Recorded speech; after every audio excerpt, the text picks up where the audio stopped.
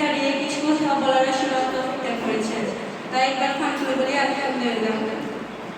তার সাথে সাথে হযরতুল সালাম পেশ করে মহাকালের মহাশ্রেষ্ঠ মহামানব হযরত মুহাম্মদ মুস্তাফা সাল্লাল্লাহু আলাইহি ওয়াসাল্লামের রোজা মুবারক।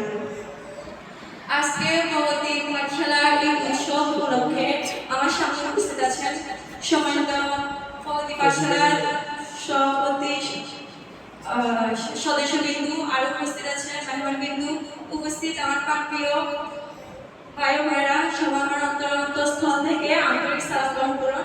আসসালামু আলাইকুম ওয়া রাহমাতুল্লাহি ওয়া বারাকাতুহু। আজ আমি যার কথা বলতে এখানে দাঁড়িয়েছি তার নাম উচ্চারণ করতে গেলে বুকের ভিতর কেমন যেন আগুন জ্বলে ওঠে। হ্যাঁ, আমি কথা বলছি শরীফ ওসমান হাদির কথা।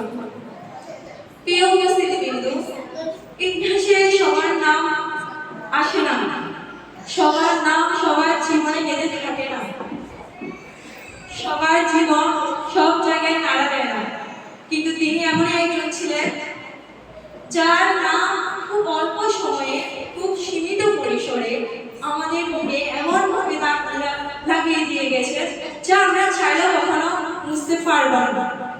সবাই তো প্রিয় উপস্থিতি, হ্যাঁ, তিনি হলেন শরীফ ওসমান হাদি। তিনি ছিলেন একটি চেতনা, তিনি হলেন একটি প্রতিবাদী আত্মা, তিনি ছিলেন একটি বার্তা, যে বার্তা তিনি দিয়েছিলেন সত্যের পক্ষে কিভাবে অটল থাকা যায়। প্রিয় উপস্থিতিবৃন্দু, আমরা যদি লক্ষ্য করি আমরা আজ এই সময়ে যে পরিস্থিতিতে আছি, আমরা যদি লক্ষ্য করি তাহলে দেখবেন অনেক মানুষ সত্য জানে কিন্তু বলতে পারে না, অনেক মানুষ অন্যায় দেখে কিন্তু প্রতিবাদ করতে পারে না। প্রিয় উপস্থিতিবৃন্দু, অনেকে দেখবেন সত্যের পক্ষে থাকে কিন্তু সত্যের প্রতিবাদ করতে পারে না, ভয় তাদের মুখ বন্ধ করে দেয়। প্রিয় উপস্থিতিবৃন্দু, আমার তার একটি উক্তি খুবই মনে পড়ে যায়, যে উক্তি হাজারো মানুষের হৃদয় কাঁপিয়ে দিয়েছিলেন, যে উক্তি হাজারো মানুষের হৃদয় নাড়া দিয়েছিলেন। তিনি বলেছিলেন, মৃত্যুর ফয়সালা জমিনে নয় আসমানে হয়। হ্যাঁ, তিনি আমাদের শুধু একটি উক্তি নয়, এটি হলো একটি বিশ্বাস, এটি হলো একটি ঈমান, এটি হলো একটি সাহসী আত্মজীবনীয় ঘোষণা। প্রিয় উপস্থিতিবৃন্দু, কি অসাধারণ কথা ছিল, কি অসাধারণ শক্তি ছিল এই কথার মধ্যে। কেননা যে ব্যক্তি বিশ্বাস করেন জীবন মৃত্যু সবকিছু আল্লাহর হাতে, মানুষের হাতে নয়, জীবন মৃত্যু সবকিছু চাইলে মানুষ নিতে পারে না, সবকিছু আল্লাহর হাতে। যে ব্যক্তি এটা বিশ্বাস করে তাকে কখনো মানুষের কাছে মাথা নত করতে হয় না, যে ব্যক্তি এটা বিশ্বাস করে তাকে কখনো মানুষ কিনে ফেলতে পারে না, যে ব্যক্তি এটা বিশ্বাস করে তাকে কখনো ইনসাফের পথ থেকে বঞ্চিত করা যায় না। হ্যাঁ, তিনি ছিলেন তেমনই একজন। প্রিয় উপস্থিতিবৃন্দু, আমরা যদি আমাদেরকে প্রশ্ন করি আমরা কোন অবস্থানে দাঁড়িয়ে আছি, আমরা কিসের জন্য বেঁচে আছি, আমরা কি সত্যের পক্ষে আছি নাকি সুবিধার পক্ষে আছি, আমরা কি ন্যায়ের পথে আছি নাকি নীরবতার পক্ষে আছি। কেননা মনে রাখবেন, নীরবতা একটা অবস্থান, যে অবস্থান আমাদের আধিপত্যকে আরো রুখে দেওয়ার জন্য, আধিপত্যকে আরো আমাদের সাহস মিঠে বেলার জন্য কাজ করে। কারণ আমরা ভয় পাবো না, কারণ আধিপত্যের কাছে ভয় হলো একটি বড় অস্ত্র। তিনি আমাদেরকে শিখিয়ে গেছেন জুলুমের সামনে চুপ থাকা মানে জালিমকে শক্তিশালী মনে করা। প্রিয় উপস্থিতিবৃন্দু, তিনি জানতেন একজন মানুষ মরলে দাফন হন, কিন্তু একজন শহীদ মরলে ইতিহাস তৈরি হন, আর তার চূড়ান্ত প্রমাণ তিনি নিজে।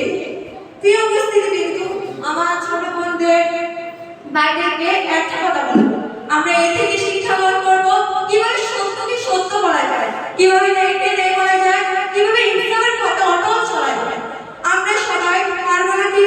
আমরা সবাই পারবো না সত্যের পথে থাকতে? আমরা সবাই পারবো না ইনসাফের পথ ধরতে? আমরা পারবো, আমাদেরকে পারতে হবে। তিনি পড়ে গেছেন কিন্তু তার রক্ত কথা বলে, তার রক্ত আমাদেরকে প্রশ্ন করে, তোমরা কি আদৌ সত্যের পক্ষে আছো? তোমরা কি আজ ইনসাফ করতেছো? তাহলে প্রিয় উপস্থিতিবৃন্দু, আমি আজ তার কথা বলতে গেলে শেষ হবে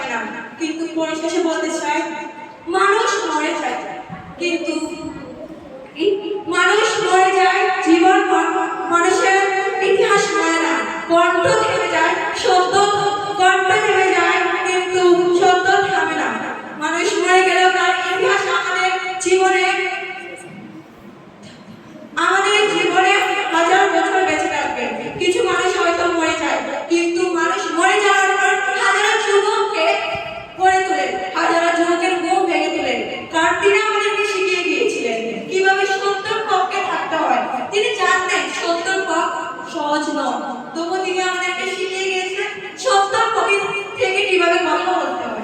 প্রিয় উপস্থিতি বৃন্দ, আমরা যদি লক্ষ্য করি, আজ আমরা সত্য কথা জেনে সত্য বলতে পারি না, আমরা সত্য বলতে পারি না। আর আমাদের থেকে শিক্ষা গ্রহণ করবে আমাদের ছোট ভাই বোনেরা, আমাদের থেকে শিক্ষা গ্রহণ করবে আমরা একজন যুবক, আমরা একজন যুবকেরা যদি সত্যর পক্ষে যদি না থাকতে পারি, তাহলে আমাদের থেকে কি শিক্ষা গ্রহণ করবে? তাহলে আমরা কি হবো? তাই আমি বলবো আমাদের সকলের উচিত ওসমান হাদির এই প্রতীকগুলো ইনসাফ, ন্যায়, পরায়ণতা, সত্যনিষ্ঠা এগুলোকে আমাদের জীবনে অনুপ্রেরণা হিসাবে গ্রহণ করার জন্য আমি সর্বোপরি বলবো আল্লাহ যেন তাকে উত্তম জান্নাতুল ফেরদৌস মাগফিরাত করুক এবং আমাদেরকে যেন তার মতো সত্যকে সত্য বলা, মিথ্যাকে মিথ্যা বলা, সত্য একনিষ্ঠতাভাবে চলা এবং নেককে নেক বলা, সাহসীর সাথে পথ চলা, আমাদেরকে যেন তার মতো গড়ে তোলার তৌফিক দান করেন। সবাইকে অত্যন্ত ধন্যবাদ। আমি বলে আমার বক্তব্য এখানে শেষ করছি। আমার তৌফিক ইল্লা বিল্লাহ।